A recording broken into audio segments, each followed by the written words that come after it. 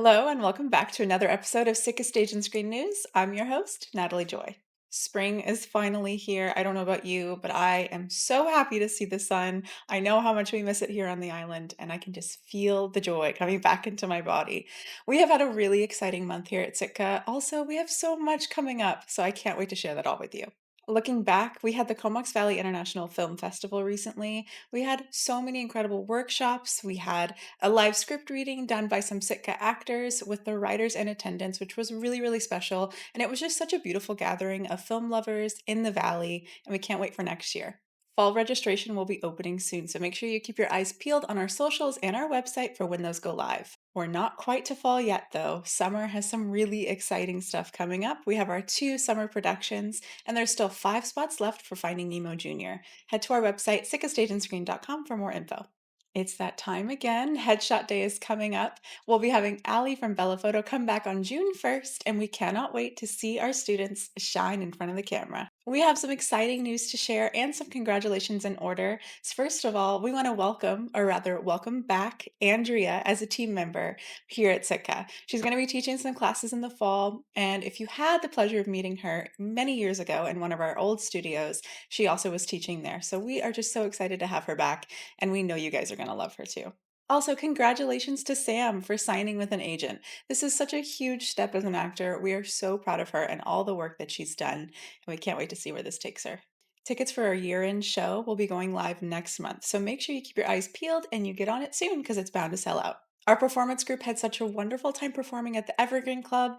They did Murder at the Roaring Twenties Speakeasy. That is a mouthful.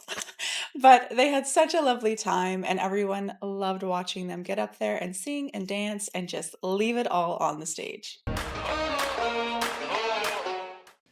Hello, it's Hussam Hussein with you for Sitka Stage and Screen News. Film festival was pretty crazy, not gonna lie, but just because that is over doesn't mean there won't be any chances for you to see films this spring. Just before this month is over, you'll get to check out May You Live in Uninteresting Times. It's the film screening by the Comox Valley Art Gallery Youth Media Project, say that 5 times fast, where you'll get to see short films by a lot of young filmmakers. Now you may be asking, what are these films? What are the plots? What is the move? Well, you can find out all of these answers by checking out this screening for free at the Sid Williams Theatre, April 29th. It'll start 7 p.m.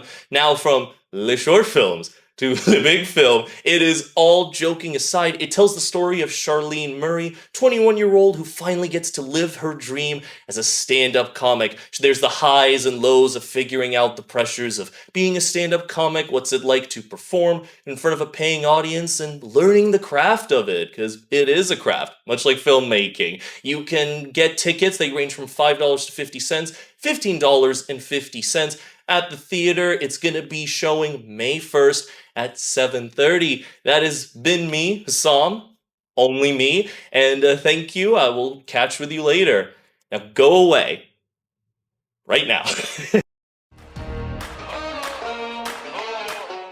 Hi everyone, my name's Mary and I just want to welcome you to another segment of Sitka Spotlight where we take time to get to know one of the people in the Sitka fam, and today we have Colby Anderson. Hi, thank you for having me. Welcome Colby. Thank We're you. so thankful that you could come in and join us. For sure.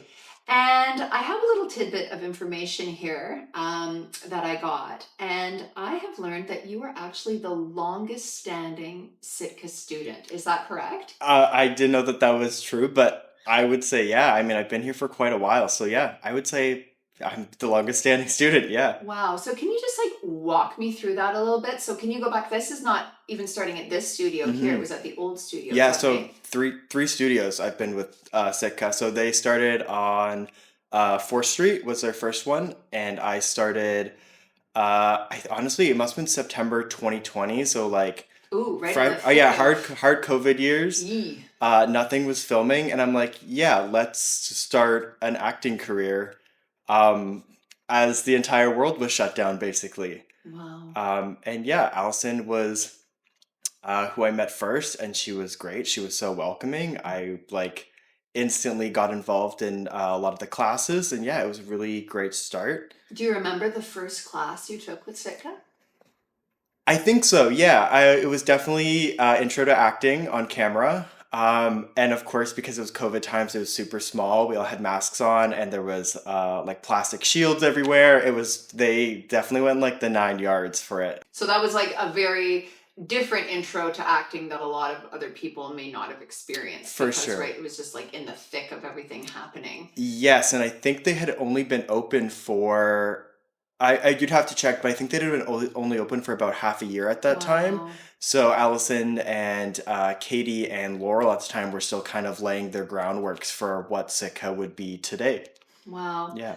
It just goes to show like hanging in there and working really hard, Hmm. which is something Yeah, that I see a lot for sure. in Allison. It actually reflects in her studio as well. Yeah, That's really for cool. sure. And right off the bat, it was like I could tell that Sitka was something special. We really don't. I mean, at the time, we really didn't have anything like that around. Mhm. And so yeah, it was really something special to kind of be there during their early days and see them still kind of figure everything out and yeah.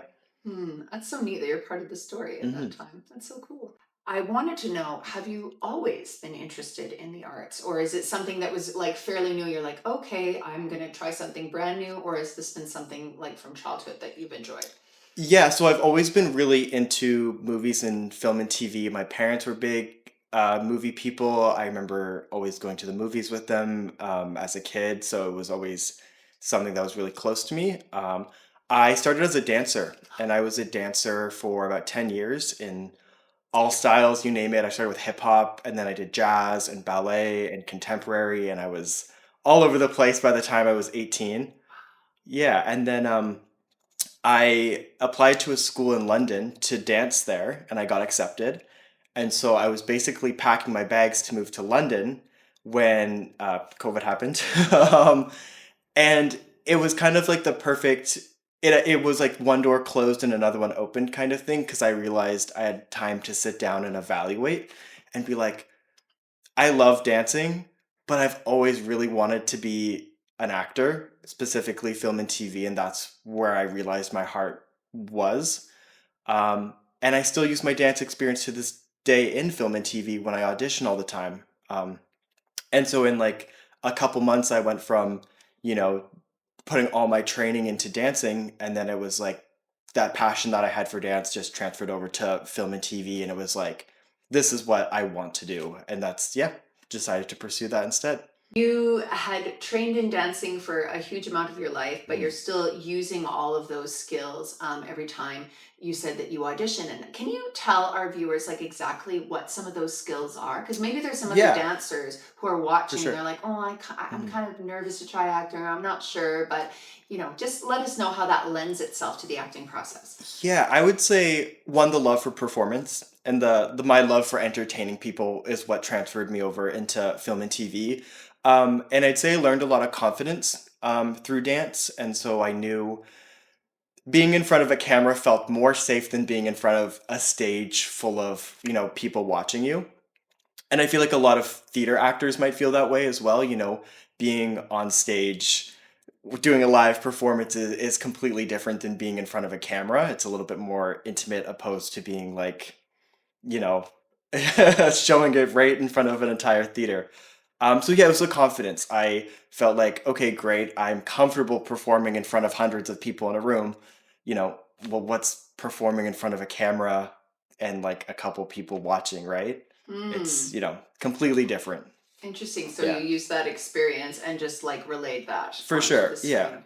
You have always been interested in the arts. Can I ask you, do you have like a favorite actor that you really look up to, that you appreciate their work? I can't say I do. I feel Okay. like I know I feel like it's a cheesy answer, Mhm. but I have so much respect for different actors, and everybody takes a different path. And so I feel like I respect anybody that has, the bravery to get in front of a camera and, just be there and want to entertain people and, be committed to a part. And I think as an audience, as someone who watches movies, you could be like, "Oh, I could do that. That's so easy." Mm. And then you don't know the other half of being in front of that camera and actually how hard that work is. And yeah, I have a lot of respect for anybody that could get in front of a camera and, even say a couple lines is hard work to do. Yeah, Yeah, it is. It's there's a vulnerability there. for Yeah. sure. So that being said, is there a favorite genre or even a favorite film that you have? I am a horror buff, like through and through. Anybody that's taken a class with me, they know my favorite genre of all time is horror. I think it's so dramatic and like suspenseful. And when I go and see a movie, I want to be on the edge of my seat.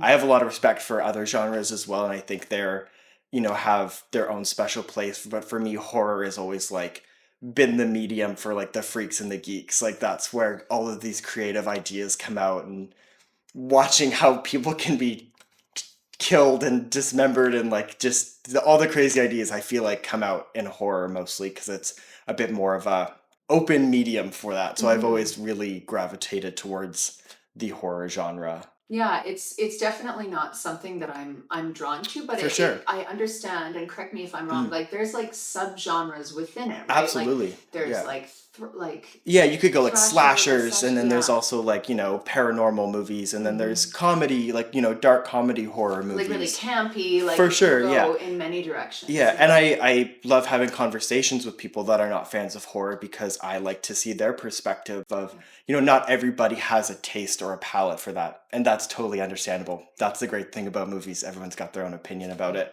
But for me, that always has been like, I find that so entertaining. I want to see dark and gritty and the worst of humankind and that kind of stuff. And I think that happened about like I was 13 or 14 and I started to get into horror, and it was just like, this is it for me. I love this kind of movie. Was there one movie that kind of set your Yes. The Texas Chainsaw Massacre, directed by Tobe Hooper, is one of my favorite movies of all time. Wow. Came out in the 70s, and I think it still holds spot as like the godfather of horror movies. It is incredibly beautiful the way it's shot. The acting in it is phenomenal. And it's just this like really short and sweet kind of macabre movie that just like you're tense through the entire thing. Anytime I have a friend that is getting into horror for the first time, that's usually the one I recommend because it's scary and it's beautiful, and I love everything about that movie, and I go back and I watch it and I still think it holds up so incredibly well today. For, filmmakers or actors, I go, these are some movies that we should go back and watch and be like, these are the stepping stones that got us to where movies are today. It definitely holds like a special place in your heart. Definitely, yeah. So that being said, as you think about, your family introducing you to film and like going through Sitka, like, can you tell us how you've grown as an artist being part of this Sitka family? Absolutely. Going back and watching some of my old tapes, which is something that is, it takes a lot of just like Courage? courage, yes, to go. I don't like looking at my old stuff either. And sometimes I have a hard time watching stuff I do recently. So going back and watching stuff from me like 5 years ago, you're like, ugh. But then you're like, that got me to where I was today. Right. It's a saying where people say, if you're not embarrassed of something you did, last year, you haven't improved, right? Just means you've made progress and you've come a long way, kind of thing. In terms of maybe work you've done or opportunities you've had, could you speak to that a little bit? For sure. So I got my agent because of Sitka. I went to Allison. Thank you. I went to Allison when I was ready to take it very seriously, and I was like, I want to apply for agents. And right away, Allison was like, I will help you get a package together. She told me all the agents that she thought I should apply for. She helped me put together materials, and she helped me put together a resume, headshots. They were so great in preparing me to, tackle the career that I was ready to chase after. You never felt like you were left all on your own. You had that support. Absolutely not. No, Yeah. Allison was always there for me when I had any questions, or, she's so knowledgeable because she's, a working actor and is just always, in the heart of whatever whirlwind the acting community is, that she was always had information for me and was ready to, put me on my way. And just as maybe we wrap up here, can you tell me of one of your most favorite performances you've ever given? Yes. Or memorable? Yeah. I can't talk too much about it because it's for something that hasn't come out yet. Ooh. I did not get the part, but that's okay. Yeah. I auditioned for a movie that is a Stephen King short story that was getting adapted into a full-length feature Oh film. my gosh, that's like maybe your dream? Yes, as someone who went through high school reading Stephen King, I was like, it was like, whoa, like this is such a big, being a fan of movies. And then I didn't get the part, but even the fact that I was part of the process of being, in the creation of this movie, Mhm. that was like my big, like, whoa, like I'm really chasing after my dream of being an actor. Um, and I worked really hard and I put together what I thought was my best audition package. I was not right for the role, and that's just the luck of the draw. That's how, being an actor works. Mhm. But I was so happy with what I had put together that it honestly, at the end of the day, it didn't even matter that I didn't get it because I was so happy with the materials and the performance that I did in that audition that, yeah, it was like there was nothing I could have done differently because I was so happy with the work that I had sent off. When you get to see the movie Mhm. in the theater, you'll be like, I auditioned for that. Oh, absolutely. They considered me For sure. for that. And No, that when is- that movie comes out, Yeah. my friends will not hear the end of me. I will be telling them I auditioned for that movie Oh yeah. to everybody I know. So Get everybody to come out, have Yeah. a watch party. yeah, Yeah. Announce exactly. it to the theater. Yeah, Well, you it's do- exciting. Yeah. It is exciting. Mhm. And you deserve it because you worked really hard. Thank you. Yeah. Is there anything that you could say to someone who might be watching and like is maybe on the fence about taking acting classes?